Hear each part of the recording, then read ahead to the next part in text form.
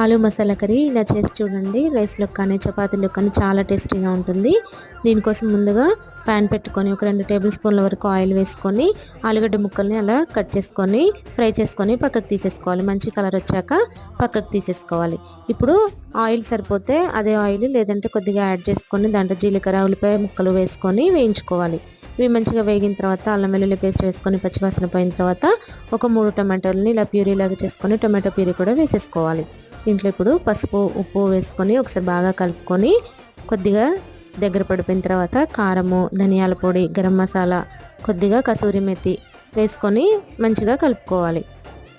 దీంట్లో కొద్దిగా water add చేసుకోండి గట్టిగా అనిపిస్తే. ఈ వాటర్ అంతా ఇనికిపోయి కొద్దిగా దగ్గర పడిపోయిన తర్వాత ఆలుగడ్డ ముక్కలను యాడ్ చేసుకొని దించుకునే ముందు కరివేపాకు అలాగే పచ్చిమిరపకాయ ముక్కలు కొద్దిగా కొత్తిమీర వేసుకొని స్టవ్ ఆఫ్ చేసుకుంటే tasty aloo curry ready. Thank you for watching. Video నచ్చితే లైక్ చేయండి, సబ్స్క్రైబ్ చేసుకోండి.